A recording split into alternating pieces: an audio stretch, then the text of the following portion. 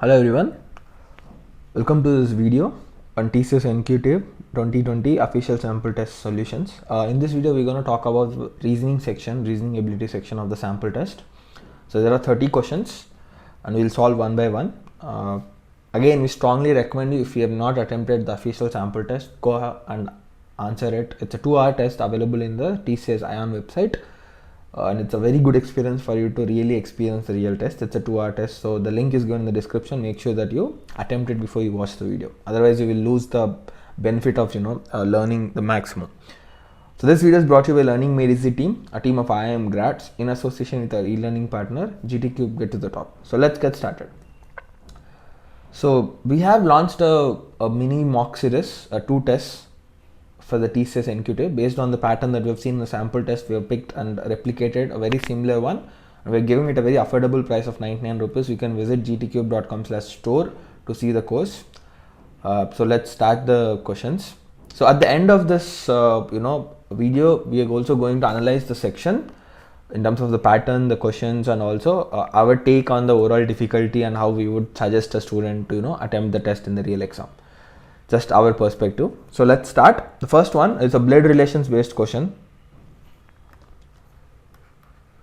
Right, a simple coded blood relations rather. So they're saying A plus B means A is son of B, A into B means A is brother of B, and A divided by B means A is sister of B. Which of the following implies that P is nephew of S? Right. So the way you need to do is do option by option.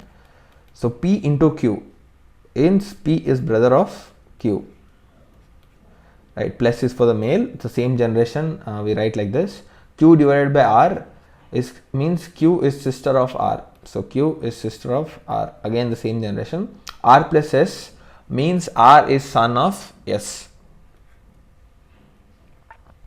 Right, if you ask me, based on the option, P is basically son of S because S has 3 kids basically, all of them are siblings.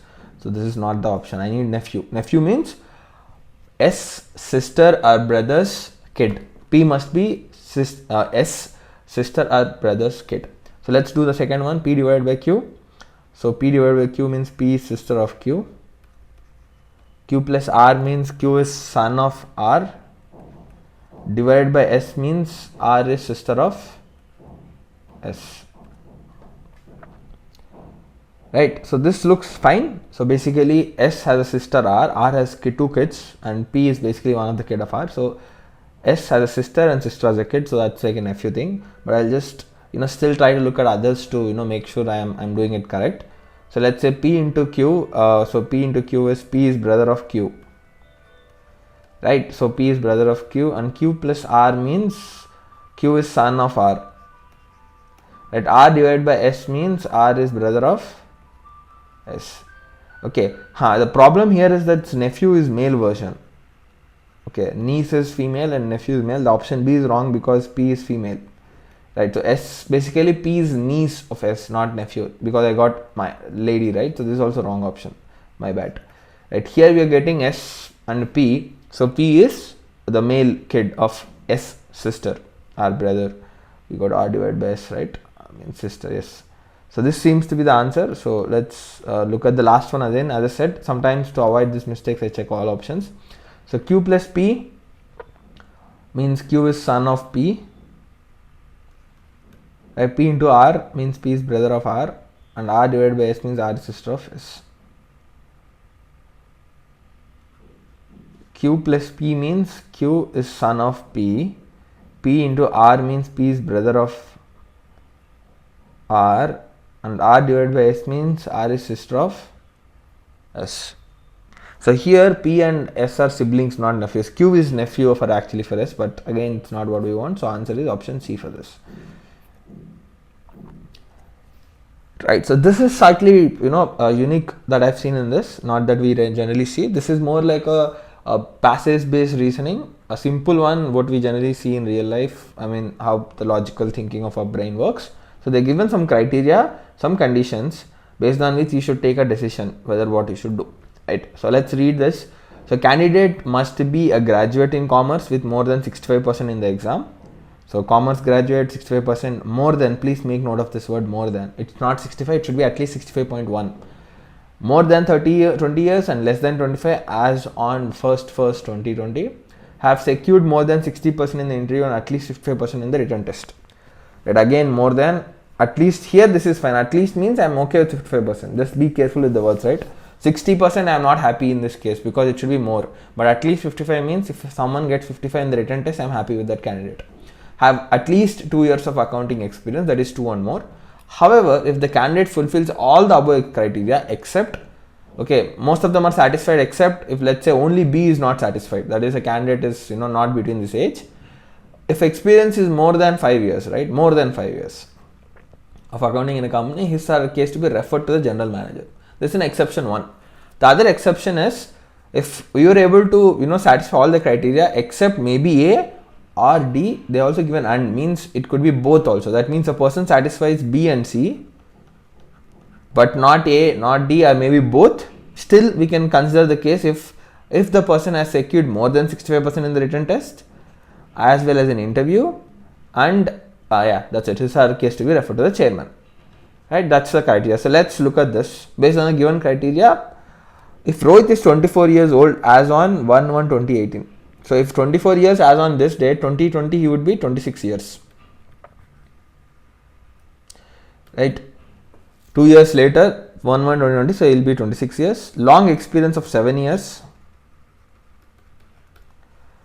Graduated in commerce with 65%. Commerce grad 65% and secured 60% in the written test as well as interview. So interview plus written test, both of them he got 60%. What decision should be taken in this case? See, if you carefully observe, let's go step by step. Candidate should be graduate in commerce with more than 65%, but this guy has exactly 65%, so he is not satisfying this criteria. Right, criteria A failed. Let's look at criteria B. Should be more than 20 years but less than 25 years, but he is 26 years old. Again, criteria B also failed. Then secured more than 60% in the interview. No, he secured exactly 60% in the written as well as the interview. So this also failed. 2 years of, at least 2 years of accounting experience. He has this. So he has satisfied D, but then he failed A, B and C. So I can't even get to the exceptions because only if he failed in B or maybe in A and D we can look at it. But C itself is a big thing. He failed in C itself. So answer is he would be not selected. Right? That's how you should solve this question. So this one is the image patterns, non-verbal reasoning with images, right? Classification, series and all of that. So there are a lot of questions we have seen,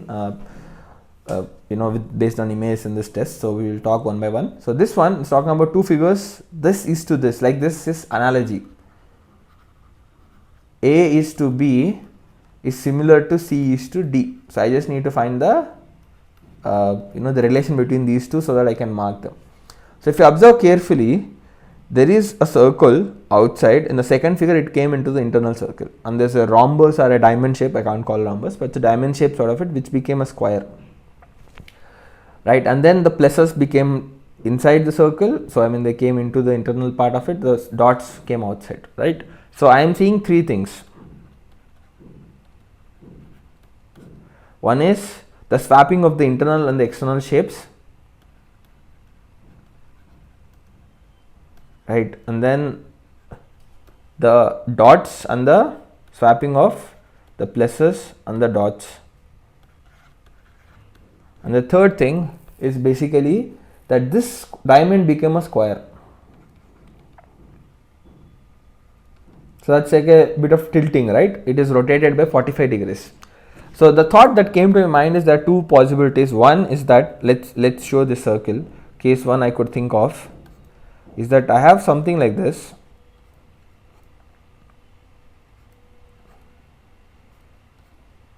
Right. So I am rotating the entire figure by 45 degrees. Right. Maybe 45 clock, anti-clock doesn't matter. So it's all the same. So let's, because I see these lines being in this way, I am thinking it to be in this direction. So that these lines will come mostly. If I do anti-clock, it would, the dots, the pluses will come here. Right. So I'm just assuming that was the logic. So if I do this way, it will become like this. The circle will be still circle, the diamond will become like a square, and these things will come like this. Right, and then I swapped the shapes, so this became the bigger one, and then the circle became the small. The lines will be as it is, and then I swapped the pluses and dots. So the dots were here all the while. Now I got the dots to outside. The pluses were here outside. Now I got into the inside the circle. So this is one case, right? The other thought that came to my mind could also, because it's a circle, that's the problem why we are looking at the cases. Otherwise, maybe the external circle is not touched at all. Okay. So what I mean is this. So we have the same rhombus sort of a shape. This one is not rotated, only the internal shape is rotated, right? So imagine something like this. So this what happens. So circle will be as it is. So it will become a square. This things also will come like this, because I am rotating everything, the lines also and all 545. And now the dots inside and the pluses outside are now swapped, right? The third will be that I have a big square outside and then a small circle. The same way we'll draw these things, and then the pluses come inside and the dots come outside, right? The same all three. So the only question I had is this the entire shape is rotated by 45 or only the internal one is rotated and then we are doing the swapping thing? Both the cases are plausible here because of the circle, because you can't tell whether circle was also rotated. So I was just checking with this so that I can see the options, right? I'll keep both the options in mind and look at that, both the cases. So first thing, let's see, this is the easiest of checking, right? The pluses and the dot swapping. Here in this question they have given pluses inside and the dots outside. So obviously here I should see dots inside and pluses outside. Let's look at this: dots inside plus outside, dots inside plus dot inside plus outside. Okay, none of them are helping me, so all of them, we could have eliminated options if that was done in an easier manner. So second one is swapping the shape, right? So let's say if I have this, I'll do the case 1 logic. First thing, I should rotate the entire figure, right? The entire figure means this diamond becomes a square. Okay, this square will be also rotated like this. Okay, and then these things will become like this, where I have dots here and then pluses here. Now the third shape is swap the internal and outside. So the internal will become a big diamond, the external square will become like this, and then I'll have shapes like this, right? So then again swap the dots, right? So that means I'm talking about the dots being in the center and pluses being on the outside. So anyway, this is a square and this is a square. These two are ruled out for sure, because as I said, I can clearly see that this diamond became a square even in both the cases, right? Whether the entire shape or only the internal one is rotated, ultimately I know that the rotation has to happen for this shape. So it should become a diamond for sure, both the cases. So this should be either this or this. It can't be square. So A and D are ruled out. In these two things, is this the option I'm seeing? No, I'm not seeing this option. This looks pretty much the same, but the only problem is the internal shape is also rotated. So that's where I thought, okay, this case might not be it, but this case could be it. This case will give me this option. I'll show you. Maybe I'll just show. Let's say this one.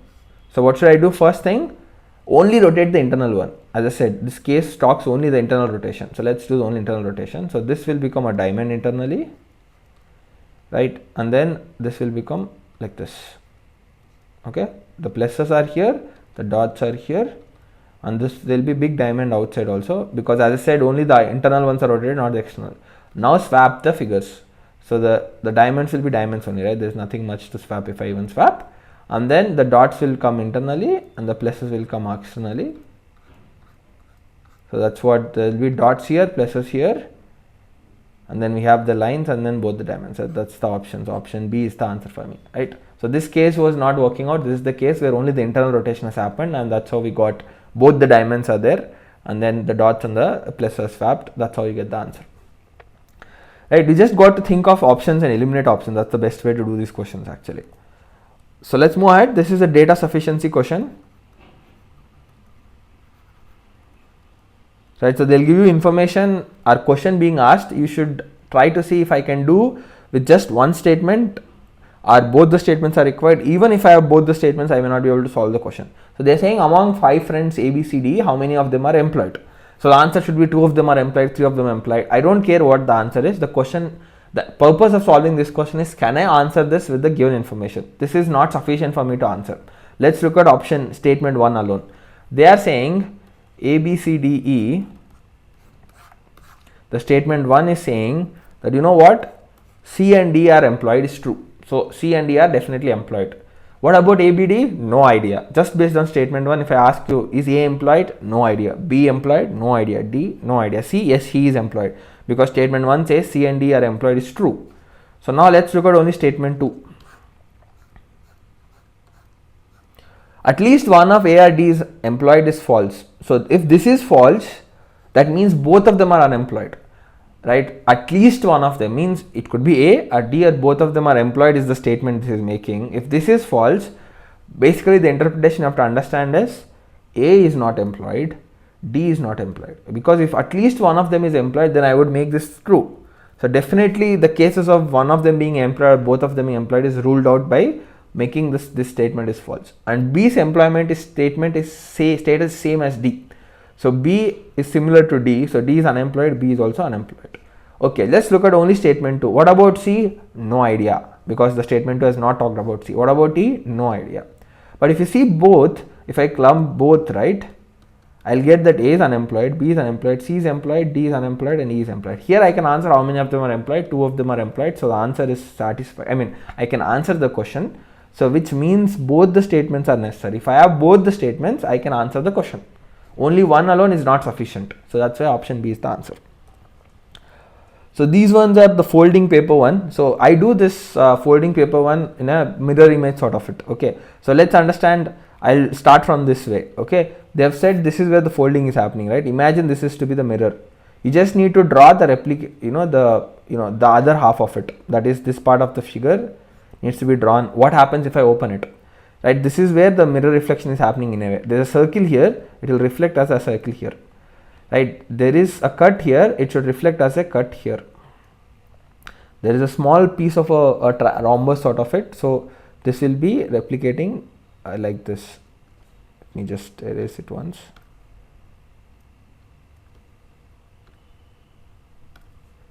So it will reflect like this. Okay. And this piece will come here. And how would I know? Imagine this dot, this is one of the point, it should reflect on this mirror and come here. This point should reflect on this and come here. This point should come. So you can just imagine it if you're confused, right? This is what the figure is. Now I came here. After this, the folding has happened here. So this should be my reflection point or reflection line. So that means I should reflect it on this. Okay, 2 circles will come as 2 circles here. There is a cut here, that cut will come here. There is a cut here, the cut will reflect here. There is a half a square or rhombus, so it will come like this, the same part. And this one should reflect to this part, and this one should reflect to this part.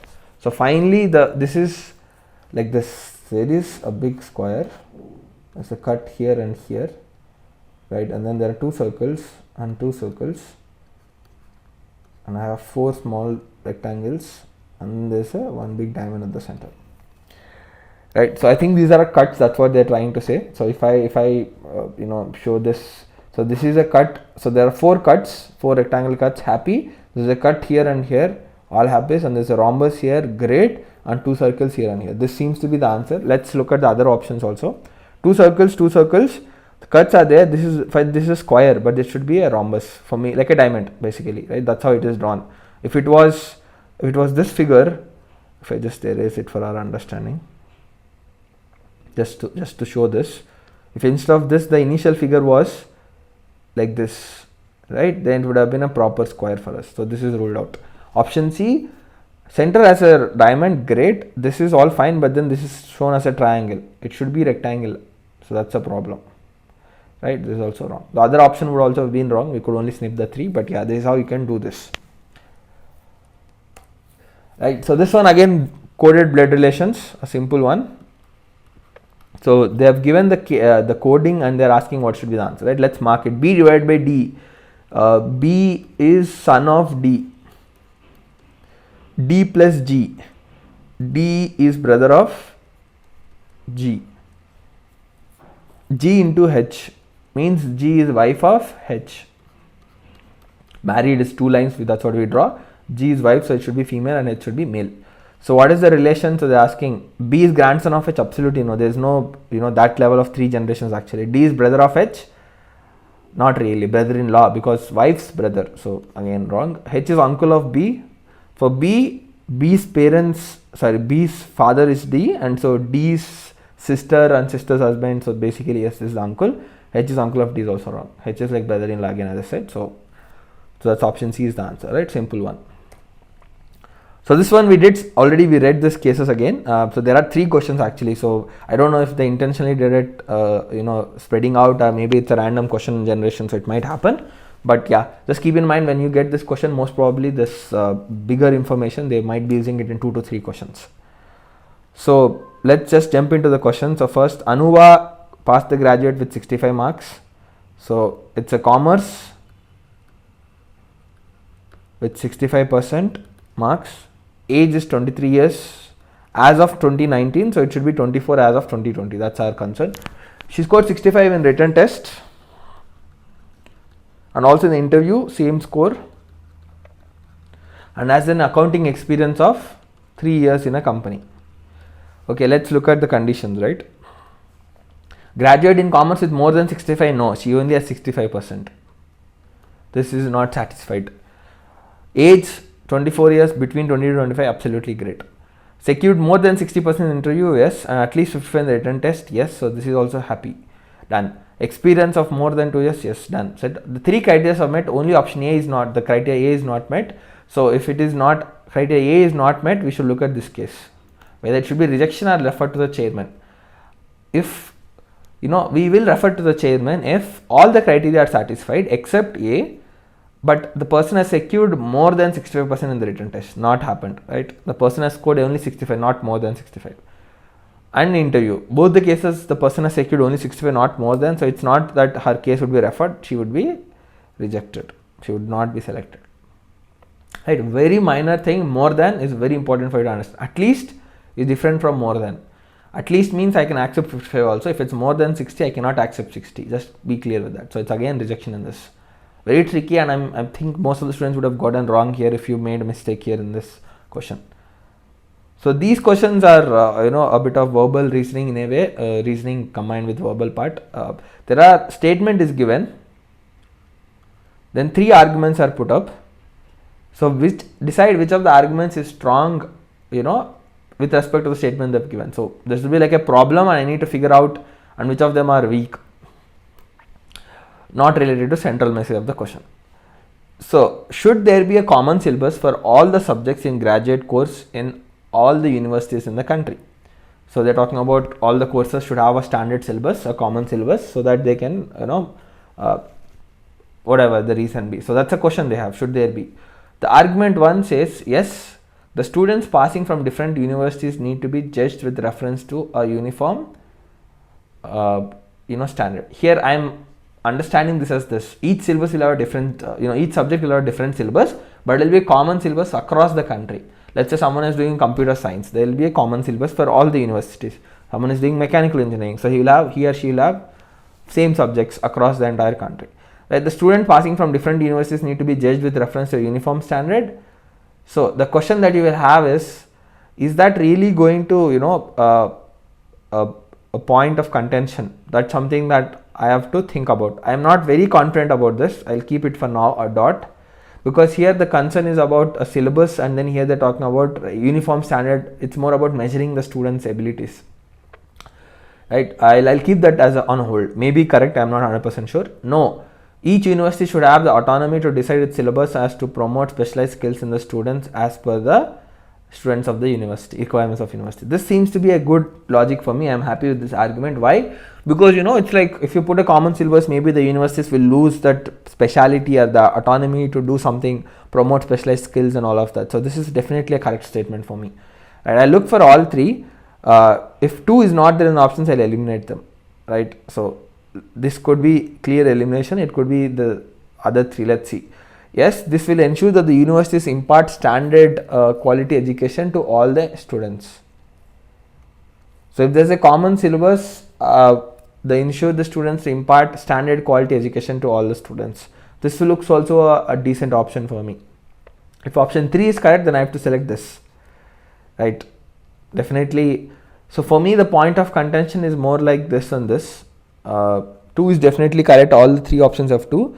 Should I take all 3 or maybe only one? But I'll go with all 3. Right? Not like a very strong arguments, but still they are strong enough to give me a feel that I should select them. Right? I felt this is the best. If I have to select one argument out of the 3, only one should be selected. I would have selected 2 for sure. But then other than that, it's like talking about the standard quality education, because standard syllabus means people will get the same things and it's easy to refer and compare. So I would go with option, all 3 of them are correct. Option B is the answer for me. So this one is a puzzles based question, attribute association based puzzles. Like 6 doctors are there and 6 days. I need to just map them. So it's like Monday, Tuesday, Wednesday, Thursday, Friday and Saturday. So when you do questions like this, generally they'll give you sets. If it's hard, sometimes they might not. One bad thing with this test is that you don't know whether you're going to see this question again. I mean, the same information is being used to ask some other questions. Right? That's something I felt is not done well in this actually. But anyways, we can't do much about it. So 6 days. So whenever you do with the clues, first try to find the direct clues, right? Like I see he visited C on Monday. So Dr. C visited on Monday. This is the direct clue. He did not visit F on either Tuesday or Saturday. He visited D on the day just before B. So D came just before B. This is one adjacent pairs, right? Next to each other. So that means like D and B, D and B, or D and B, something like that. He visited on A on the day before the day visited E. So he visited A on the day before the day visited E. So this one were they trying to do just the day before, or was it just any day? I had an issue, I had a doubt, but then you see he visited D on some day after he visited A. So they might have used this word some to just say if it could have been any day before E. So I'm assuming that their intention was to say they're adjacent, right? But I'll still keep it for now, the fourth one. Is it like this, or it could be that there's a gap and then there could be A, right? He visited A on the day before the day visited E. Anything would be fine, right? As of now, from the fourth one, we cannot say. Could be immediately, or maybe there are few people between A and D. But it should happen that E should come after A. That's the Dr. A visit should happen before E. That's the thing I need. And D and B, but then here this is just before, so this should be perfectly like this. D and B should be immediately next to each other. And the fifth one, it says he visited D on some day after he visited A. So A should come, then it should be D. Right? So I can clearly see A should come before E and should come before D and B also. Right, both of them, because D comes before B and A comes before D and A comes before E. So A should come before A, D, B as per the given question. The only question is, can there be F and E, A, or A and F? But because F can't come here, A can come here. Right, that's one thing you have to understand. If F comes here, then because A should come here, then automatically E, D and B. That is what one case that would have been. A will come before E, D, B. Or it could be A, D, E, B. No, it has to be like this, right? Anything, right? Or it could be A, D, B, E. I can write it, but then always F will have to come on Tuesday, but that's ruled out. So that is not possible. So F can't come here. So A has to come here. Right? This is clear. Now the question that we have is who must be visiting on the other days, right? So as I said, it could be that F will visit here and E visits here, and then I can have D and B.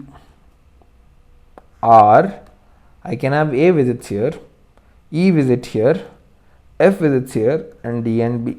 Or I can have A visits F, then D, B and E. Okay, this is also a possibility, right? Just read it this way, right? I'll show you all the cases. He visited D on a day just before he visited B. So right, D before B, D before B, D before B, satisfied. He visited C on Monday, satisfied. Did not visit B, F on Tuesday and Saturday, satisfied. He visited A on the day before the day visited E. So A before E, A before E, A before E. And he visited D on some day after he visited A. He visited D after he visited A. So A is before D, A is before D, A is before. So in that case, it could be B or E, right? There are two options. That's where I felt the question might be intentionally, they were trying to say, visited A on the day before E should be that it should be A and E should be as a pair. I think that was the intention they were trying to do, but not done well.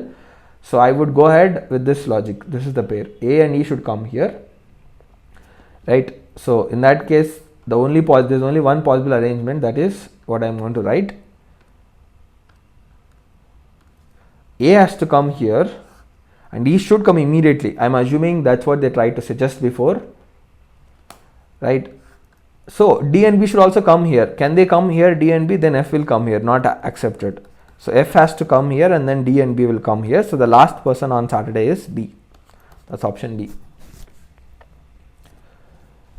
So this one is on the series like B by D, D, W, F. So whenever I see alphabet, I immediately try to, you can do this upfront so that you can save time if you want in your rough book.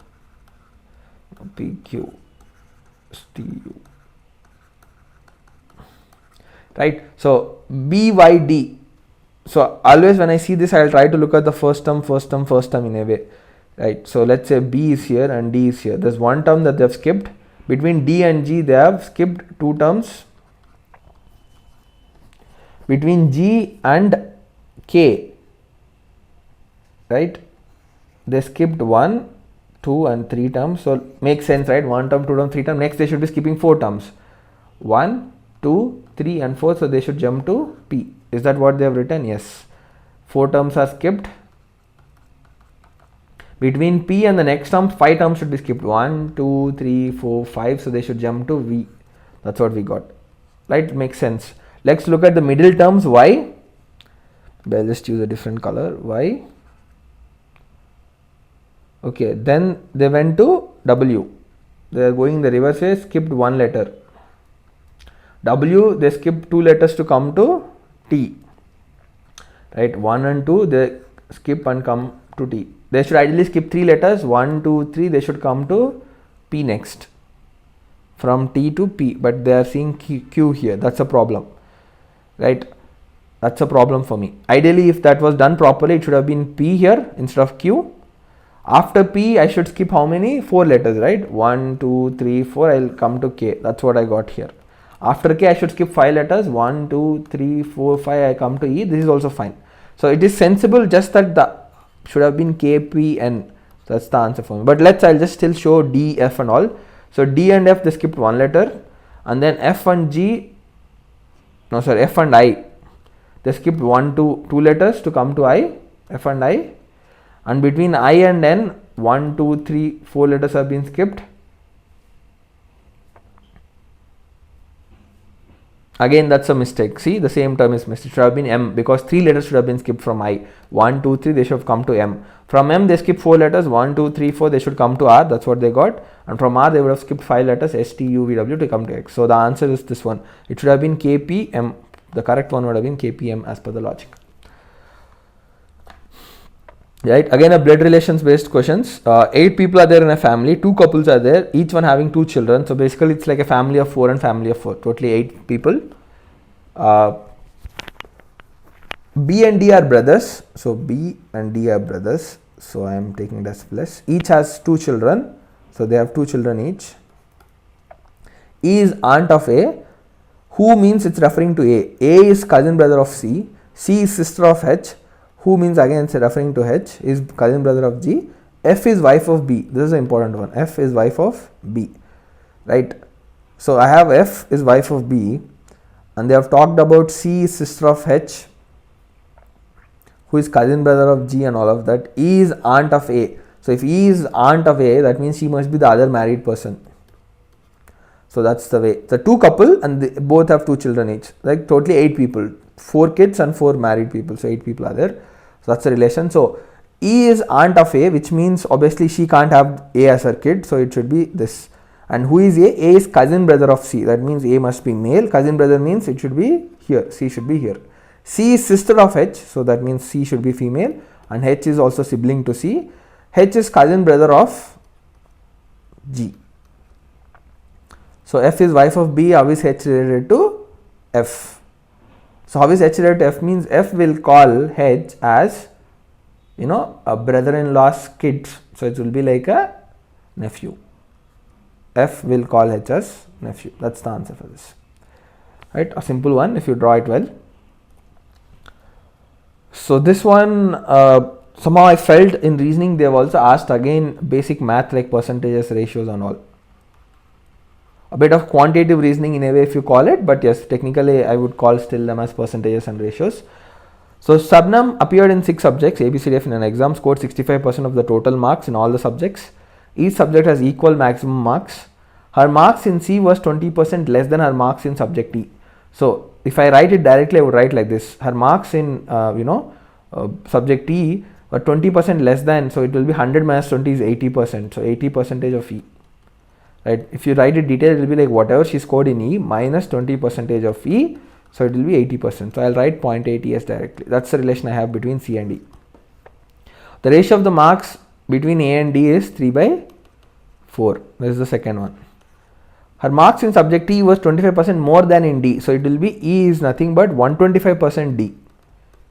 Because 25% more than D, so it should be 100 plus 25, 125. It was 20% less than E, that's why 100 minus 20, 80 into E, 80% into E. Right? She scored 40 marks more than in F than in B. 40 marks more in F than in subject B. So that means she got 40 more in F than B. So this is the next one.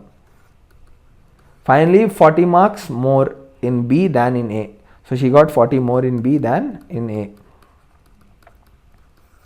The average marks scored by her in the exam per subject is 130. So that means it should be the average is A plus B plus C plus D plus E plus F by 6 is 130.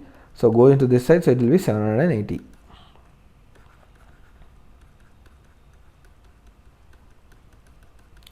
If you understand this at 65% is the total marks, right?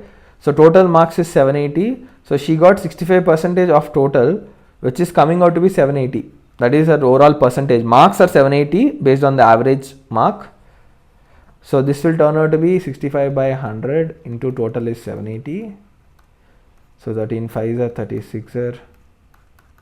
So total must be 1200. So means each exam is for 200, 200, 200. So 65% of 200 is 130. So she scored in that way, right? Average is this. So 200 is the maximum marks. Just doing it to show. So now let's jump into this, right? So I need to solve them. So totally there are 6 equations and 6 clues for me to connect and get the marks for C and D.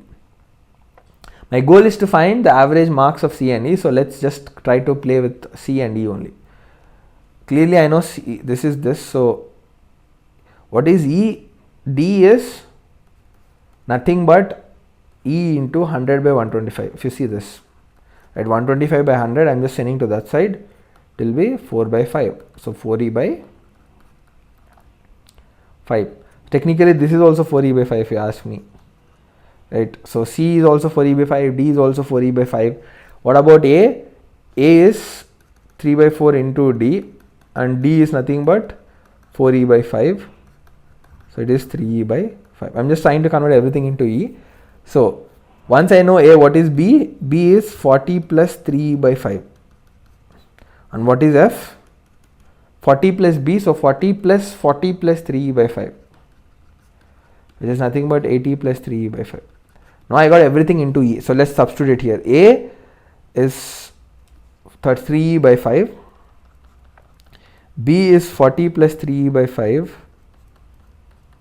Right? And C is 4e by 5. D is 4e by 5, E is E itself, and F is 80 plus 3e by 5. This should be equal to 780. So just let's add it. 3 plus 4, 7 plus 4, 11 plus 5e by 5. So 12 plus 15e by 5, which is 3e is what I am getting on the whole, adding all of them. So there's also one more 3 by 5. Sorry, I missed that. So this will be what? So 3 plus 3, 6. Plus 4 10 plus 4 14 plus 5 19 plus 3 22 e by 5. Okay, so then 40 plus 80 is 120. Send that side, so it will be 660. So it will be 22, 11 2s are, 11 60s are, 2 1s are, 2 30s are. So 150 is what E is. If E is 150, what about C? C will be 4 by 5 into 150.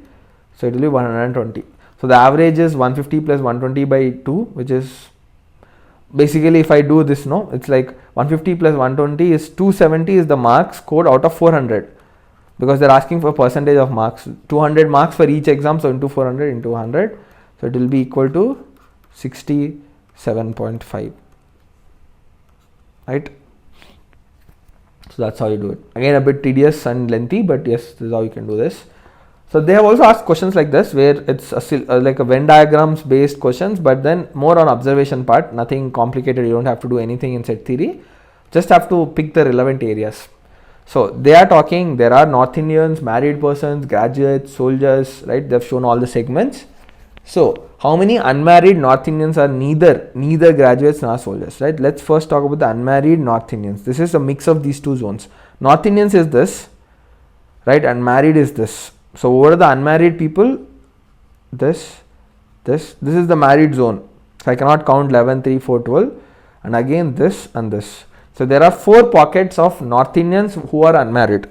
Right? This is the entire North Indian bucket, 7, 18, 11, 4, 3, 12 and all, but these are married because it's in the circle of the marriage, right?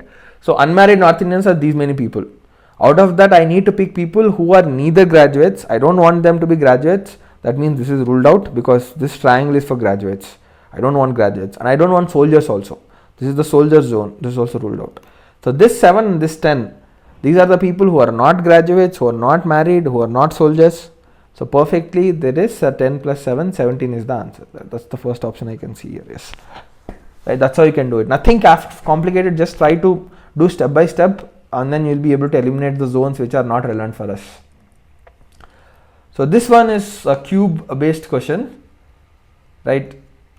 A bit tricky in visualization, but I'll tell you one useful trick that will help you to solve it quicker most of the cases. But in this question, actually, to be frank, I needed to do a little bit more than that. But most of the cubes question that you see would work out with a simple logic, that is, what are the opposite sides? This will help you to eliminate the options mostly, right? So have a like this. They've already made it a little more complicated by making triangles like this, right? These 4 triangles will come up made a shape like this. That's what it basically is. So maybe you can imagine it like this.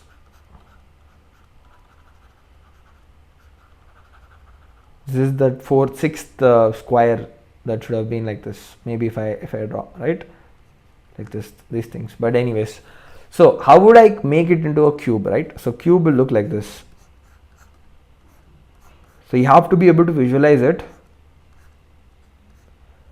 right? So if I take this as my base, okay, this one, okay, this would be my, let's call it A, B, C and D. This is my base A, B, C, D, right? A, B, C and D.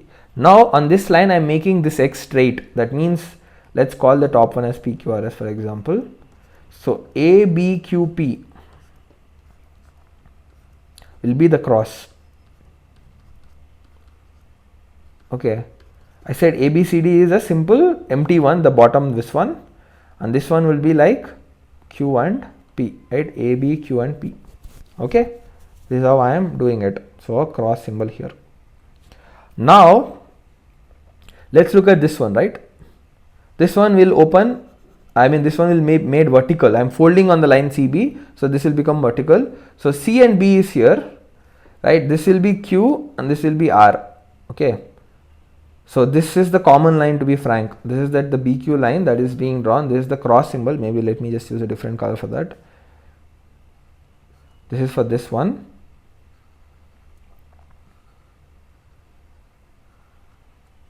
A cross symbol. Okay, I'll use a different color for each. So this is for this one, the one I see here, which is empty, so I won't do anything. Okay, so BC RQ is an empty one, right? Then I have AB PQ, right? That's the cross done. So CD is there. So this one will be same to this CR, and this should also be R, and then this should be CD is there. So we have PQR, right? RS should be S. So that's the back one. This one. So this should be done with, let's do the green. So I'm talking about CD, and then R, then S. So this is the backside one, which is with a circle, right? There's a cross in the front, ABQP, and there's a thing with a circle. Now on the left side, I will see a square. That is basically ADPS, S and P. So ADPS is the left side, this one. So let me use,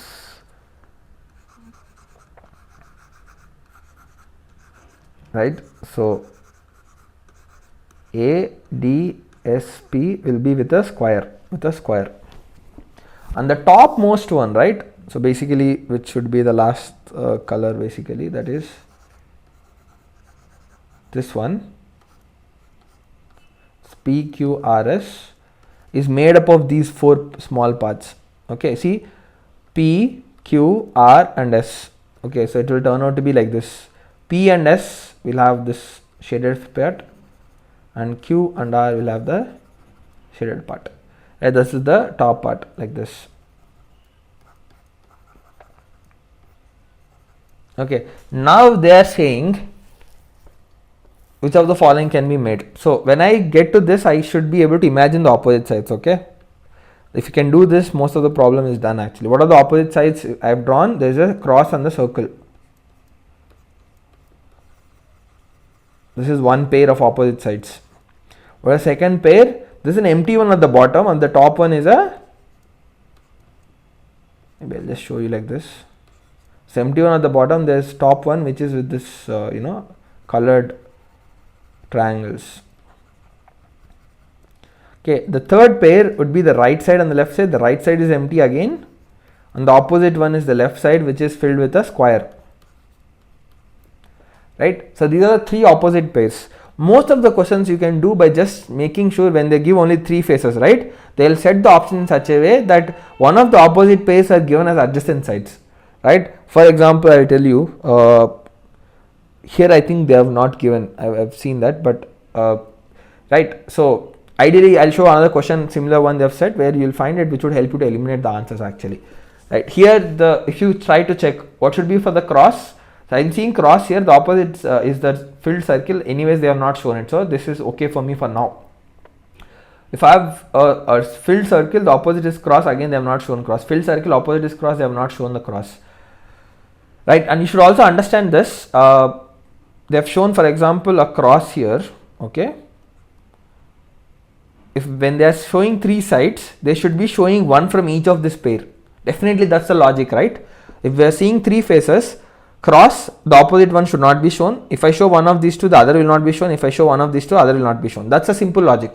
They should be showing one face from each of the pair, one face from each pair. But the question has been made challenging by intentionally doing such a way that all of them are in the same way. You see, if I pick a filled star, I have not taken the cross. There is this triangle. So even though it look like it's an empty thing, but they are picking this empty. So one is picked here, here, and here. That could be the option A. Option B is cross is picked, then a square is picked, and there's an empty is picked. One, and one from it. Here I picked empty, and then a dot. Perfect. Dot, and then there is a square, and then there is this one. So all the four options have been crafted well enough, which might make you feel all of them are correct, but not necessary. There's one more thing that you should be careful about. I'll show you this one, for example, right? So when I put a cross and a square on the top, the figure will look like this. You see, this one is the cross, right? The way we have imagined is cross is here. On the left side, I have a square, right? If I put the cross and the square on the top, right? If I put a cross here and square is here, what you should see on the right side is what you saw top earlier. So I'll just show you this one, right? Maybe with alphabets. You see, PABQ is this one, right? PABQ. I want this, the square should be the top. What is the circle, the square, sorry, the shape with the square inside it? It is PAD and S. If you carefully observe it, it's PAD and S, right? So what is the common between the, okay, let me just reiterate this. I'll just, might be confusing because the question is indeed a bit tricky, I will say. But if you understand this concept of opposite sides and then what I'm going to say, it will be super easy once, because I'm teaching the concept takes a bit of time. So if you're talking about this, so PADS, right?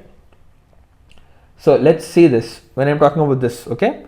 So the square should come to the top. That means PADS should come to the top, and then this one should come to the, how do I put it? The front side. What is the common side between the square and the cross? It's the PA, this one. So that means this should be the PA part. Okay. So I have P and A, then automatically B and Q will be the one possibility. Okay, this is one possibility, just be careful. P, Q, A, B is one possibility. Then what should be this one? If it's P and A, the square will be S and D, right? So when I have this, there is two possibilities you have to understand. Okay, when I know two of the sides, the third will be, for example, if I take a cross and if I take a square, this one is done and this one is done, the third side could be one of this or this. You know, you see the third side here, the other side which we can't see should be the other one. So this and this are two sides, the third face can be this or this, but I don't know which one should come on the right and which one should come to the left. That's the tricky part in this question. Okay, so they've gone a bit ahead and tried to make it a little bit more complex. So which one should come to the right? You ideally see A, D, B, so C, right? You expect A, D, C, B should be the one, right? What is A, B, C, D? That's this empty thing. It might look like that, okay, but there's a problem in this case. Let me just explain it a bit again. Imagine this, I'll just erase all of this. Imagine a very simple thing. If I try to do with such a way the shape where I get the cross here and then a square here, right? What I should get to my right would be this one, this shape, right? Why? I'll tell you. What is the common side between the a cross on the square? It is AP, right? So this should be my AP. Okay, so it could be PA or AP, that's a problem. But if you observe carefully, if you imagine this figure, right, that I have drawn, you see this figure, I am talking about this figure. This one is the front side and at the left side should make it top. That means I am flipping this figure in this way. This will make this way so that this one is my bottom. Understand? What am I talking about? I am talking about this. This one is like I am just flipping the cube in such a way that BC R cube is my base. So it will be like BC R and Q is my base. Now what do I get? BQ is sitting on it. So QP and AP. QB is where it's sitting, right? Sorry, QP and BA will be the front face. Okay, so which is nothing but the cross. And now AP is here, right? I'll get PS and AD as my top, which is nothing but AD, SP is nothing but AP, D and S, nothing but the square. So see, I get a cross here and then a square here. So what should be my right side? It should be QRS and P. Right, my right side should be QRS and P. So what should be this? This should be this one, no, the filled one.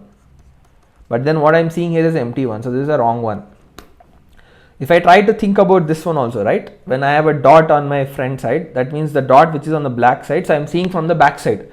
So all the while we are seeing the cross from the front side. Now go to the back side of the cube where you will see a dot here. And then the top will be this. The right side will be the square. But then they have given empty one again here. This is also wrong. Right? Then if you see the other two, the two empty ones. So it could be this empty and then a dot, or I mean the front face could be this empty side or this empty side. If you look at one of them, you will get that this one is the answer. That is, if I make the bottom one to be the facing one, right?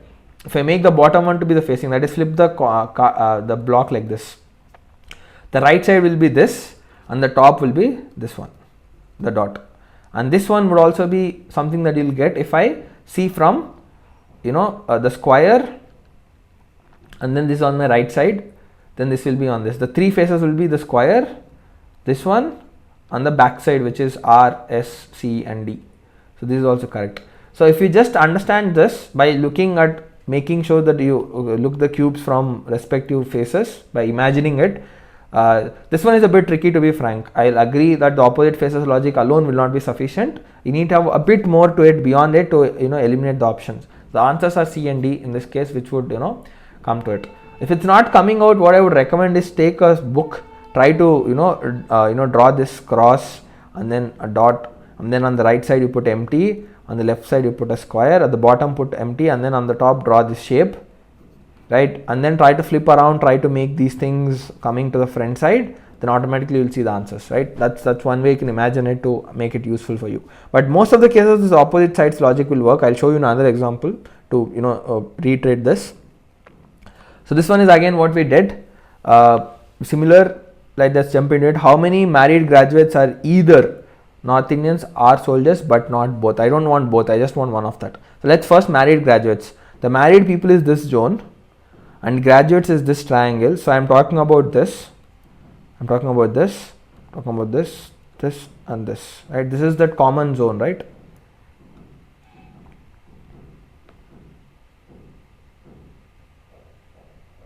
So people who are married as well as graduates, 5, 4, 7, 12 and 6. In that I want them to be just North Indians or soldiers but not both. Okay, the 4 is a soldier and also North Indian, so I should not count this because this is a common zone, right? So this 4 people are soldiers as well as North Indians. I don't want that. What about this 12 people?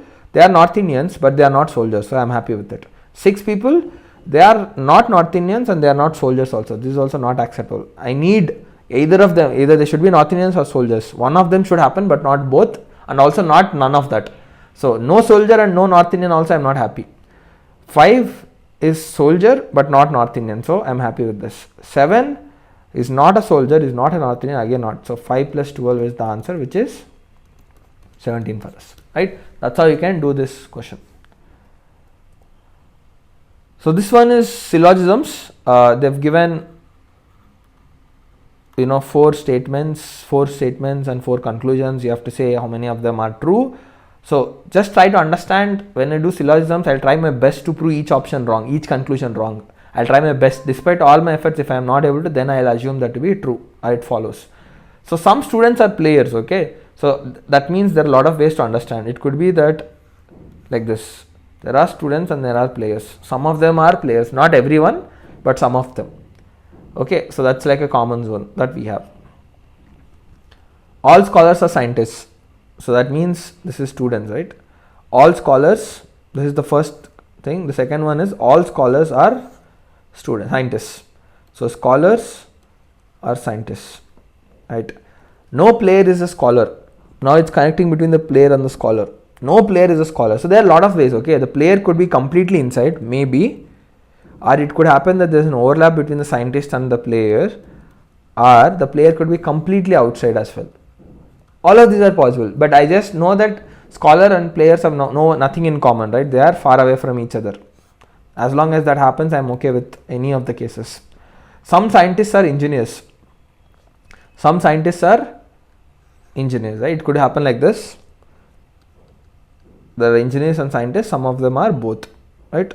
And then there is a student and the player connection, so it can happen like this also. That is, no student is scientist, or it could happen that every student is a scientist in a way because the player and student connection, that is, I am just drawing this inside it. Or it could also be here where the students are completely outside, or it can also happen in such a way that the students are like this. Okay, so there's a lot of possibilities that we can see. So now some students are scientists. Is it always true? Not necessary. See, I have drawn some students here so that they are not all linked to scientists also. As I said, I am looking my best to eliminate the options. That is, even if for one case I can prove that students are not scientists, I am happy to see that case. This is a case where scientists have nothing to do with the players and hence they have nothing to do with the students also. No engineer is student. This is the conclusion, right? Not necessary. I can have a case where the engineers and students can have an overlap. See, this is the student circle, right? I can also draw engineer here because they said some scientists are engineers, right? I can have one engineer who is scientist and I can have one scientist who is a student also. It can happen. I don't have any reason to not say so. So no engineering student is also not a correct conclusion. Some scholars are engineers, right? Not necessary. The scholars are here, engineers are here, the way I have drawn, not necessary that at least one of them, no, not necessary, so I can eliminate it. No player is scientist. Not necessary, right? I have shown the player is here, the player could be completely inside scientist and all, so none of the conclusions follow. As I said, my goal is to not find one suitable case where it can be true, rather it is to find one case so that I can say this conclusion is wrong. Even for one case, if I can say the conclusion is wrong, it is wrong, right? So I have proved all the 4 conclusions to be wrong by showing one of the case, right? So that's why option 1 is the answer for this. So this is the one I was just talking about, the ones. So when I was showing the opposite sides, right, even if I'll just first show the normal way. Let's say I am making this to come to the top of the left. This is the base, okay? This is the base, and now I'm making this to come like this. This one is standing like this, okay? And then this one will stand again on this base, right? What should be this? This should be the circle. So there's a cross, there's a circle, this is the empty base, the bottom, and the square will be this one, which is standing on the front, which is a square. So the left side is a cross, the right side is a circle, the front side, the left, the right, the front is a square. The back I don't know, the back will be this, I'll tell you. But so once I flip this, right, this is the one, the next one will come to the top. This should come here, the empty one. The bottom and the top are empty, and then this will be the left out, will be the back side one. The back side will be circle filled. So the opposite faces are what? Cross and an empty circle, a square and a filled circle, and then empty bottom and empty top are the other opposite ones. So people say that if you're confused even with visualization, the other logic, which I don't really use myself, but then there's one way you can definitely try it, alternate things. So this and this should be opposite, and this should be opposite. You know, when you get a figures, you can think that even if I extend this to this question, you see this and this should be opposite, right? Square and empty. Square and empty is opposite. The cross and the filled circle should be empty, and then the left out, this empty one, and then this figure coming out together, empty, and this shaded figure, partial shaded figure will be the opposite, which you could have used here also. This and this, and this and this, automatically these two are left out, so this will be the other pair of opposite sides. Now we got all the opposite faces. Now let's look at this. Option A, as I said, should have 3 faces, 1 from each of them. As long as I see that, I don't have a problem. I see an empty one, okay, it could be from this or this, I don't know. Okay, it should be from this. Sorry, this is a square, no, my bad. Not empty one, it's a square, this one I'm talking about. So empty is picked from one of this, done. The dot is picked from this, done. And then square is picked again, which is 2 things are picked from the same pair. They have to be opposite, right? They can't be adjacent. So this is a wrong one. What about this? Empty has been picked, okay. And then they've picked the square, okay, and they've picked the cross. Okay, this one looks, fine for now. Okay, let's look at C. Square has been picked, then empty circle has been picked, and cross also has been picked. So they are picking 2 from the same pair. Again, I can't do this. This is also ruled out. D, they put an empty circle, they put a filled square, and then they took an empty side. So this is also fine. So B and D looks to be fine for now, just based on the opposite sides logic, right? Just based on the opposite sides logic. And out of the options, I can clearly see. But then if you see, this question was tricky for the reason that all the 4 options were satisfying this logic of, 1 from each of the pair. Here we could eliminate 2 options, and then based on the options B and D is the answer, happy news. But here the question was extended to that level where I should understand what to be right and what to be the left, which you need to go ahead and visualize it. If this is what I'm seeing on the front, this is the top, the right will be these 4 things together, right? That sort of an imagination should come for you to eliminate these options so that you can get these 2 as answers, right? But this one will work for most of the questions. You can use the opposite faces logic to get most of the answers. Right, so let's move ahead. So 6 cars are there, PQRSTU facing east. So this is the facing east, 1, 2, 3, 4, 5 and 6. Nothing much, it's north or east, doesn't matter. So 2 cars between U and S. So it could be this way or it could be this way also, I don't know, just drawing it. There is 1 car between P and R, it could be like P and R or R and P. Q is on the extreme left, I take this as extreme left, okay, then this should be the extreme right. P is between T and U, so P should be between T and U. Again, I don't know if it be like this or maybe there are people in between, right? Not necessarily that it has to be like this. Okay, so now which car is on the extreme right? I need to find this one, right? That's what the challenge is. So imagine this, if U or S have 2 people between them, totally there are 4 people, right? So there's only one way, that is U or S will come here, they leave 1 and 2, and then they should put the S or U here, okay, or they can do U or S here, right? So that they'll get S or U in the last one. Okay, this is the two things that we have. So if you see this, they have given options. The last one could be either R or U, or maybe R or S or R. So let's look at the options wise, and I think that will be quicker in the cases, right? Because this direct clues are not sufficient, so I rather will go with the options approach first. So let's try this. What I'm trying to say is, let's assume that R is the person at the end. Okay, I keep R here. If R is here, there should be one person between R and P, so P will automatically come here. Right? There's one car between P and R, right? So then they said there should be two people between U and S. Technically, it should happen like this. Right? U and S should come here, S and U should come here. Otherwise, there is no way we have two slots left from this. And then they said P is between T and U. So T can come here. If T comes here, U should come here, and S should come here. Right? So that I get Q, S, T, P, U, R. So this looks fine. There are two cars between U and S, P and T. One car between P and R, U is the person. Q is on the extreme left. There is P between T and U. Perfect. Right? All the conditions are satisfied. So R can be one of it. But there are three options with R. No, that's why I picked R, because that's most frequently asked. So let's check S now. Let's put S here. If S comes here, U has to come 1, 2, and 3. Right? There are two people here. There is one person here. Right? That's the left part. U and S, two people should be between them. And then between R and P, there should be one person. So what are the possibilities here? If I put P here, right, P will not be between T and U. So this can't be the P. If I put P here, T can come here.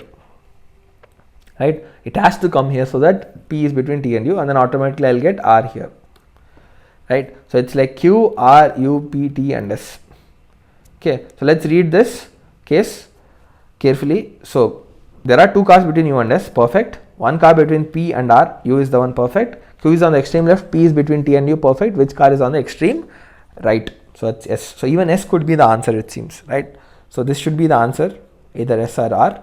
So that's how you can solve it. By taking the one which is most repeated in the options, you can just get done with a couple of cases itself. So the 19th one, we've done the similar one again. So on the hiring part. So let's look at this. Abhinash has 6 years of experience by 2020. Age. Okay, he joined the company 20 years at the age of 20. So his age would be 26 right now. As of this, he has done 6 years. So once means he must be completing 6 more years. So 26 years is his age. Passed his commerce grad with 70% of the marks. First time we have seen something more than 65. So this is satisfied. And secured 62% in the interview and 58% in the written test. So what decision should be taken, right? Let's see. His age is more than 25. So this is not satisfied. Secured more than 60% in the interview. Yes. More than at least 55 in the written test, satisfied. At least 2 years of accounting experience, he got 6 years.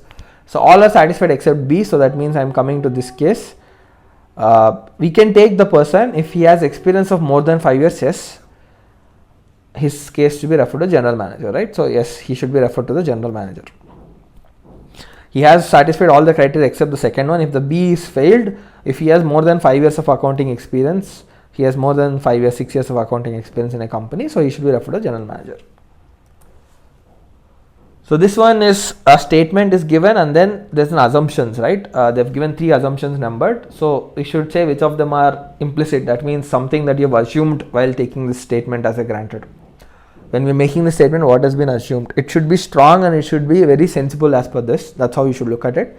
An NGO trained farmers in district to use organic fertilizers instead of chemical fertilizers to improve their yield. So an NGO trained the farmers to use organic fertilizers instead of chemical to improve the yield. The focus is to improve the yield, get more productivity, more production. Earlier, the farmers were not aware that chemical fertilizers have certain ill effects on the health. This is irrelevant here. See, maybe I would have agreed if they said the farmers earlier did not have awareness on the impact of organic fertilizers in the yield part. The focus has been on the yield part, right? The major focus is not on the health part. So this is definitely not the assumption that is being used in this statement. After training, the farmers are more likely to reduce the use of chemical fertilizers. Yes, that's an expectation. When you are doing a training, your expectation is that people understand it and then they will use more of organic and less of chemical. This seems to be a fair enough assumption for me. the organic fertilizers are easily available to the farmers than chemical fertilizers. This is something that is not anywhere that we can assume here, right? Are easily available than chemical fertilizers. Not necessary, right? Maybe it's equally easy to get both of them. It's just that it has more productivity in in its capacity. That's why we are training them. So this is also not a valid assumption or implicit assumption that is required to come to this statement. So only 2 is what I will take as an option, right? Out of this, there's only 2 second option, the second assumption, which is implicit, that is assumed to make this statement. This one is again on the folding one, image pattern based question. So if you want practice if you're a student of our course, you would see image patterns series in our reasoning. Make sure you attempt. There are 70-80 questions in it. It will be good practice for you, all kinds of image patterns. So this one, they have folded here, the first one. So let me open it up. So when I open this part, you should be reflecting this zone. So you should be only reflecting this. You won't reflect the entire one because we only folded partially, right? So if it's like this part would have come an overlying part like this. So if I cut these zones, when I open it, I should only expand this. The circle will come here, and this will come this way. Right, now I have folded this part, right, which would have come in this way. That means I am talking about this part. So when I open this, it will come like this, and the circles will come here. So finally it should look like this. There is a circle here, there are 2 circles here, and there is a big rectangle which is mix of 2 rectangles, and there's a diamond. There are 4 circles, right? 4 circles, diamond, rectangle, 4 circles, and 2, and then 1. This should be the answer for me. This one has a diamond, but the rectangle is way to the corner. That's a problem. This one is splitting the diamond into 2 parts, right? Again, and then there are 4 circles at the top. That's not how it looks. And this one also is wrong because 4 circles should be here. Again, wrong. These parts are fine, but then this is the problem for me. Here the problem is with this and this. Here the problem is with this. Right? The correct one is the second one. So again, a statement based question. So a statement is followed by 2 assumptions. Again, assumptions based, number 1, number 2. Decide which of the assumptions are implicit in the statement. In spite of several efforts by the environmentalists, okay, they've taken a lot of effort. Some of the rarest species of the birds are on the brink of extinction, right? So despite a lot of effort from the environmentalists, they're still not able to save some of the rarest species from getting extinct. So assumption we made here is that people in general do not care for the birds and engage in actions that threaten the survival of certain bird species.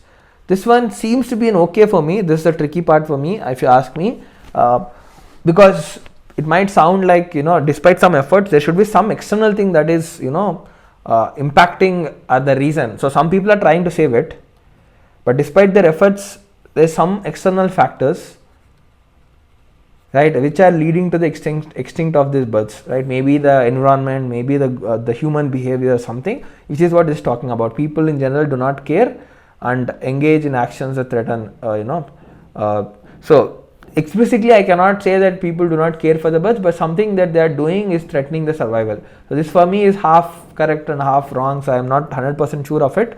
I'll keep that aside for now. Whether or not environmentalists care, every species would be extinct in course of time. This is the word, they have to be careful. Every species. The one they are saying is that some of them will extinct, but not every species, right? This is a bit of a stretch to claim it. So I would definitely not mark the second one. It should be either only one or neither of them are implicit for me. So I would go for one here. I would say both of them are pretty much close for me, to be frank. So because of the reason that people do not care, but the word used the general, not everyone, but in general, right? A good number of people do not care for the birds and they engage. So this one is not something that I can explicitly say, but they engage in actions that are threatening. So that's giving an external factor that is leading to it. So I can, so I would rather go for this. Neither of them are correct because this cannot be the only thing, right? Maybe some other factors are there. So implicit is like it has to be pretty much a confident one. So partially correct. So my gut feel says this, but I would say one of this could be the answer. To be frank, I cannot say the exact answer, but I would say this could be most likely the answer for me. So there are 5 objects A, B, C, D and E. B weighs half as much as D. Again, this is like quantitative reasoning, a basic math. B is half as much as D. E weighs 1.5 times is 1.5 or 3 by 2 times of C. A and D together weighs 1/2 is 3 by 2, 1.5 times B plus C together. C weighs 1.5 times as much as A. So arrange them in ascending order, who will be the middle one. So here I can say, let me take A as 100 kgs, okay. You can do anything, I could have assumed anything, but I am just making this easier for us to compare, right. If A is 100, what will be C? C will be 150. If C is 150, what about E? 3 by 2 into 150 will be 225. Right, now let's come here. So A is 100 plus D, I don't know. Right, D is 2B, right? We can do that way. Let me put it as 2B. Okay, 3 by 2 into B plus what is C? C is 150. So I can find B from this. So let's end this side. 200 plus 4B is equals to 3B plus 450. So B is equals to 250. If B is 250, D must be 500, right? So what is the least? 100 is least A. Next least is 150 is C. Then I'll see E as 225. Then I see B as 250 and D as 500. So the middle one is E. Why did I take 100? Why can't I take X? I could have taken just, you get the same answers. You would have gotten X, 1.5X, 2.25X, right? Whatever the fractions you get, 2.5X, 5X and all of that. Or I could have taken some other values, right? It's a relative comparison, so you don't have to worry. So it will be option E is the middle one that I get. So this one is a data sufficiency question again.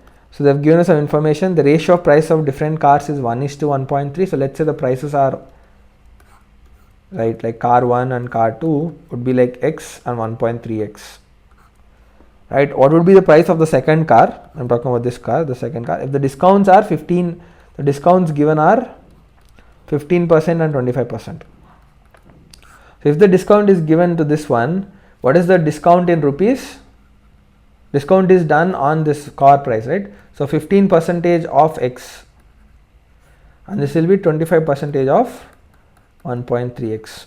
So there will be some values, okay, I don't care, it will get something. So this is discount in rupees. So if you see the statement 1, the discount on second car is 12,500. So that means 25 by 100 into 1.3x is this. If I solve it, I'll get the value of x. Once I get the value of x, I know the price of car 1 and 1.3 times of it will be car 2. So with the statement 1 alone, I can find the cost of the second car. Let's look at statement 2. They're saying the difference in discounts is this. What is the discount? This is the discount of car 1, this is the discount of car 2. If I solve this, that is 15x by 100 minus 25 into 1.3 will be 32.5, right? I won't solve, I'm just saying it. By x is 7300, right? Or it could be plus this. The difference between these two should come out to this. I'll get again x value. Once I get the x value, I can do it. So both of them are independently sufficient to get the answers, right? Both the cases will give me the value for x so that I can find the price of the car. So this one is again statements based question, but then this one is course of action. We have done conclusions, we have done assumptions, we have done arguments, and this is the course of action.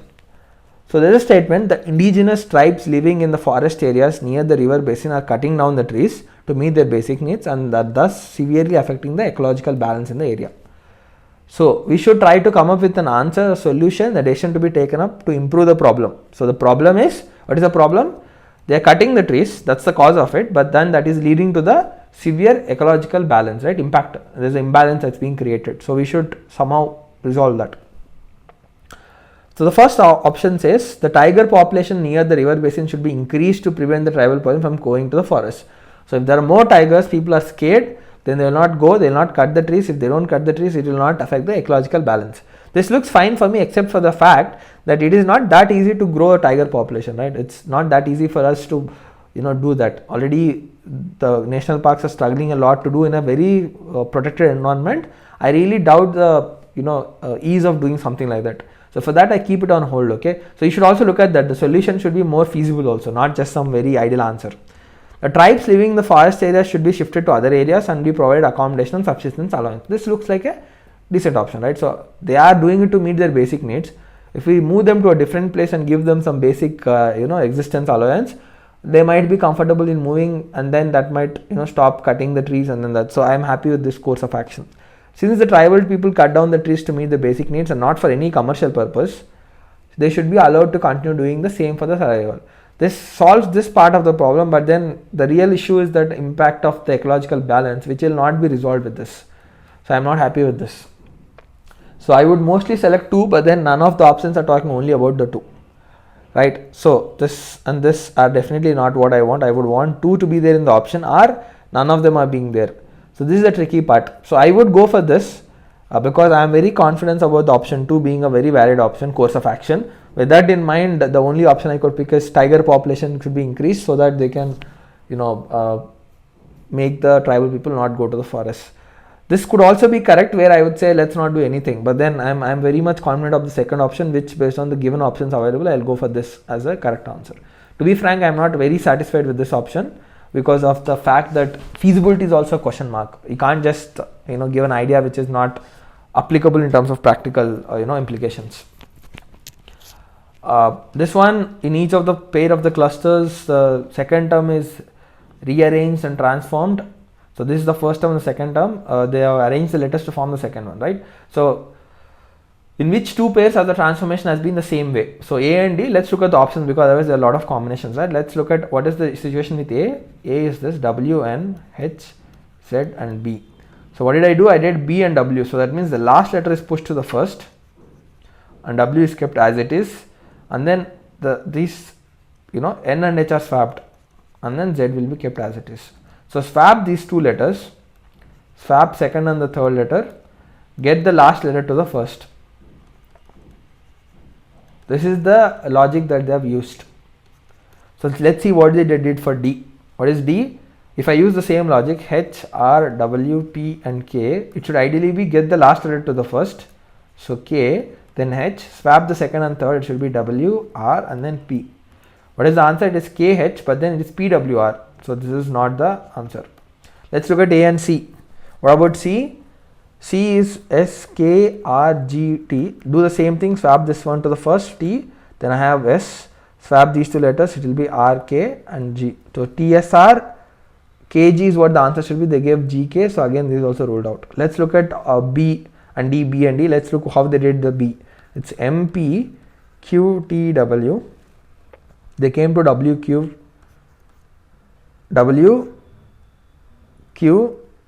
MPT. So basically 5th letter becomes the first, 3rd letter becomes the second, and the rest will follow the suit.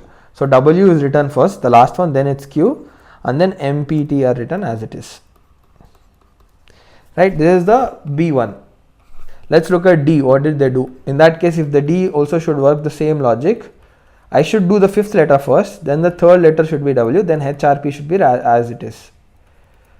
KWHRP, no, that's not how they did. Let's look at B and C. CE, right? So E is D, Q, R, M and G.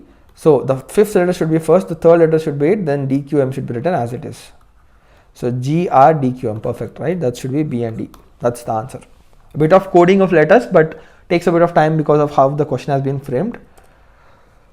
So again, on the percentage questions, in a class 40% of the students are girls, and among them 25% are rich. So if you see all of this question, ultimately they said what is the ratio of something something. So you can assume the number of students to make it easier. Let's assume there are 100 students in the class, okay? How many of them are girls? 40 of them are girls. The rest has to be boys. Among them, among 40 girls, 25% are rich. So what is 25% of 40? 10. So 10 girls are rich. That's basically 25% of 40 girls. So the rest 30 will be not rich, right? Maybe I don't know how they're calling it, but not rich or something. Okay. Among the boys, those who are rich are 50%, 150% of the number of rich girls. There are 10 rich girls. So 150% of 10 would be 15. So out of this, 15 boys are rich and the rest 45 boys are not rich. Now there are 160 tribal students in the class in the ratio of 3:5. Now they are talking about the tribal part. Now they have gone to the tribal part. So 160. Okay, so sorry, they have that's a problem. Now they have given the actual number, actually 160. So this will fail because I took 100. No, so let's take it as 100%, 60%, 40%, 10%, 15%, and 45%. So these are all the percentages. Even 25% of 40% is 10%. So I'm sticking back to the percentage because the fact that they gave some number here. There are 160 students in the tribal. If I combine this point with this, right? How many students? 40% of the total is tribal. So that means total must be 400. 40% of 400 is 160. So I could do it as 400 students, right? Maybe I'll just use a different color. In that case, there are 160 girls, there are 240 boys. Out of that, there are 16 girls are rich, and then 48 girls are, about 10%. 40 girls are rich and 120 girls are not rich. And then this would be how much? 60 boys are rich, and then 180 boys are not rich. This is the actual numbers. Okay, based on the fact there are 160 tribal students in the class and 160 is 40% of the total class, so the total should be 400 students. And these 160 students are split into non-tribal and tribal. Okay, in the ratio of 3:5. That means 8 parts, totally 3 plus 5. So 28, 160 by 8 is 20. So 23s are 60 of them are girls and then 100 of them are boys in this 160. 50% of the rich girls. How many rich girls are there? 40. What is 50% of rich girls? That is 20 rich girls are tribal students. And 60% of rich boys, 60 boys are rich. So 60% of 60 is 36 rich boys are tribal.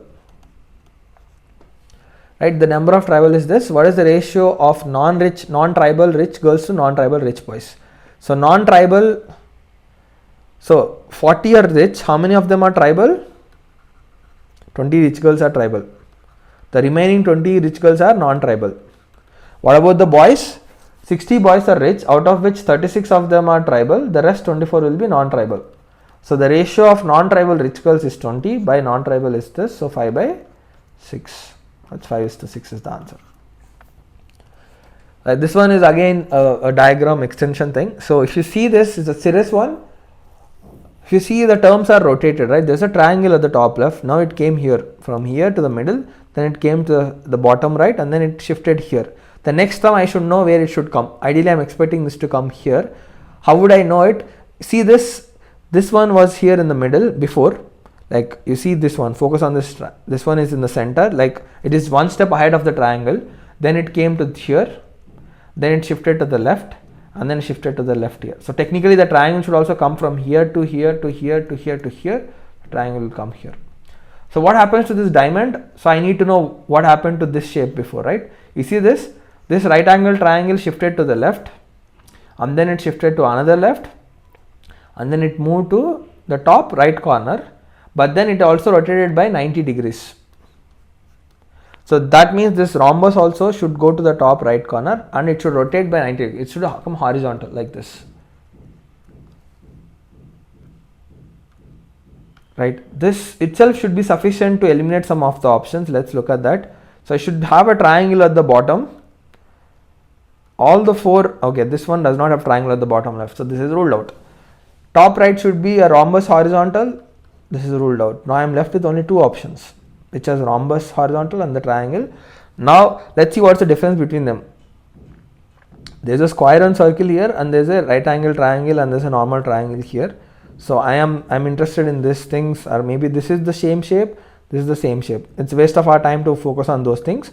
Let's focus on these two things which are different, right? The hexagon is also same. So I'll focus on this part first. So where is the right angle triangle? We have a normal triangle, but then that is already here. It can't come here actually. That itself should be sufficient for us to say this should be the answer. There's only one normal triangle in the entire diagram, right?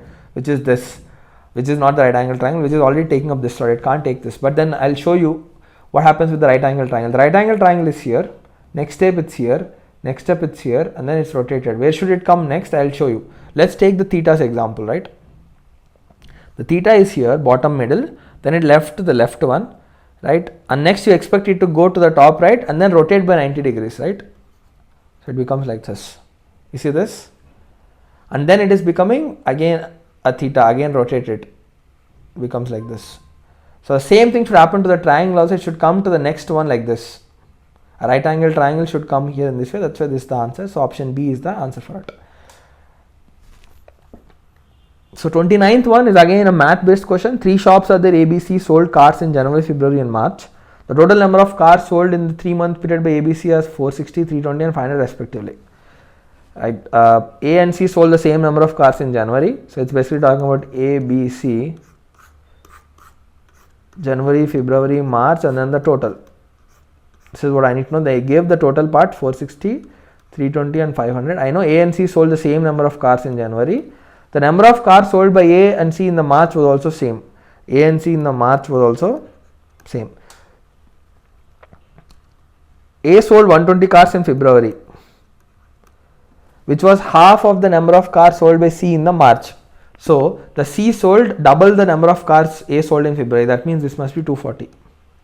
Obviously this also must be 240. If this is 240, 120 plus 240 is 360. So this must be 100. So total is 460. If this is 100, obviously this also must be 100.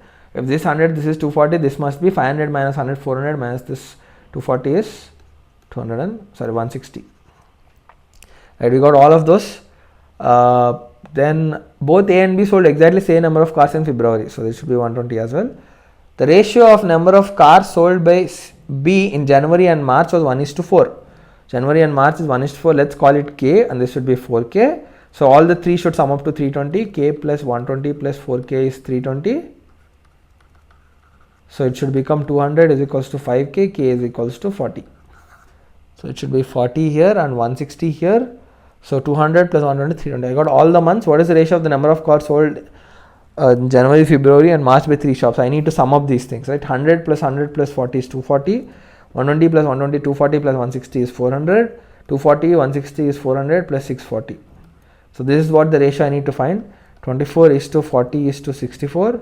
4 16s are, 4 10s are, 4 6s are, 2 3s are, 2 5s are, 2 8s are. 3 is to 5 is to 8. That's the last option I have. Okay, that's how you do it. Right. So this is also a quantitative reasoning thing, a bit of math along with a little bit of reasoning. So we couldn't take the screenshot of the last one actually, the 30th one. Somehow the system, there was some error that crashed and we couldn't complete the exam. So we couldn't see the 30, so we didn't reattempt because when we started again, you have to start from the start to the end of the 2 hours. So the summary of it, I'll come to it. So if you have a question, you can post the question, the 30th question. If you have taken the test and we didn't solve it, if you have the doubt, you can just post it. We will definitely, get back to us. We'll definitely help you out with the solution for it. So the overall summary feel I had was reasoning was relatively on the easier side, okay, in terms of the time per question part.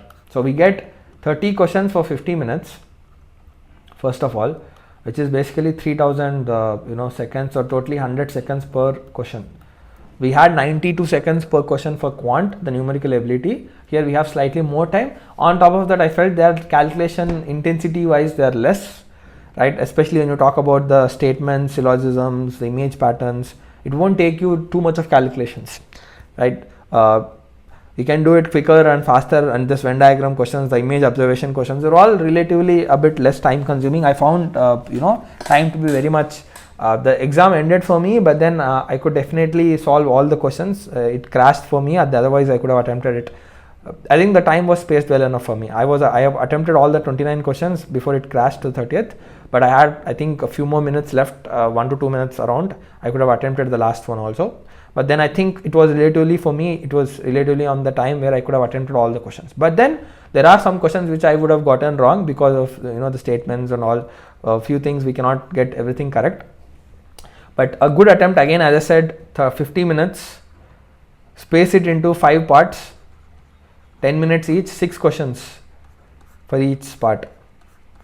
Right, this one again, as I said, the exam does not let you go back, so you can't reattempt them, or you cannot skip and come back to it. So don't try to stick to each question till you solve it, because in that way you'll miss out some questions at the end. This is a very common mistake in this pattern of exams. That's why I'm repeating it.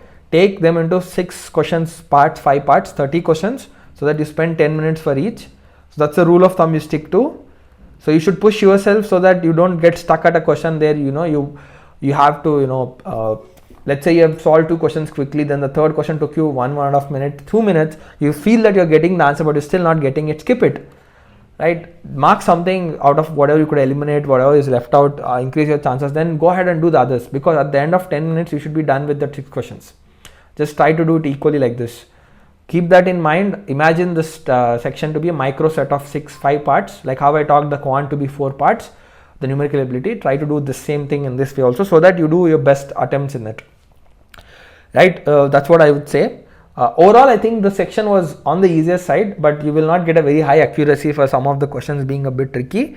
I think attempting 25 plus is pretty much possible, and getting 20 plus correct is pretty much possible, right? I would say it's pretty much a good attempt to make and a good score to get.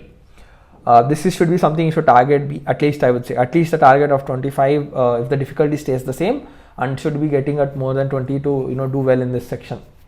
The cutoffs I cannot predict because it depends on companies and all, but I am saying in general a good attempt as per my understanding for a student would be this. The questions wise, they have few math questions. I can call it quantitative reasoning also, but pretty much like percentage and ratios. They had one puzzle based question, doctors and the days, arrangement questions also, the cars in an outlet, then blood relations, they have 3 coded on the normal one, so I'm expecting they focus a bit, and there's a lot of focus on the images part, 6 questions, right? It's almost like 20%, right? Series, analogy, folding part, the cubes, expansion, all of that. Then there was a good amount of focus on the verbal reasoning, the syllogisms, the conclusions, the statements, argument, assumptions, course of action. So 5 questions, again like a 20% focus on it. The series, it was an alphabetic based, coding, decoding was also alphabet letter to letter. There were a couple of data sufficiency, few Venn diagrams. The miscellaneous is basically, I am counting that, which is nothing than this observation based, the accountant job hiring part, right? There's like more information gathering. Can you read a piece of information, process it well, and then do it? Nothing complicated in math, nothing complicated in terms of puzzle solving or something. It's basically your ability to read, process, and figure out the answers, right? A bit of extension of reading comprehension, but easier read and a little bit more, more on the application orientation. On the whole, I like the way the paper was set. It had good 3D visualization, non-verbal and verbal reasoning, as well as the typical puzzles and all of that. So you can, get a good practice with our mocks. Otherwise, if you have taken the course, ideally we would have done all of that image patterns, syllogisms, right, series, coding, all of, the diagrams, the ranking comparison puzzles and all of that. So you can revise those topics. So that's what I have to say for this section. It was relatively on the easier side, and this is the overall section. So just try to attempt the mocks if you're taking any mocks. If not, you can take our mocks, which is at a very affordable price. Attempt this strategy so that this is very important. It's not about ability to solve the questions with unlimited time. It's more about solving the maximum questions in the limited time. That's what decides whether you will get through or not.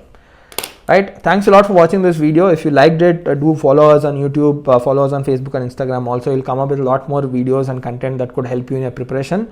Thanks a lot.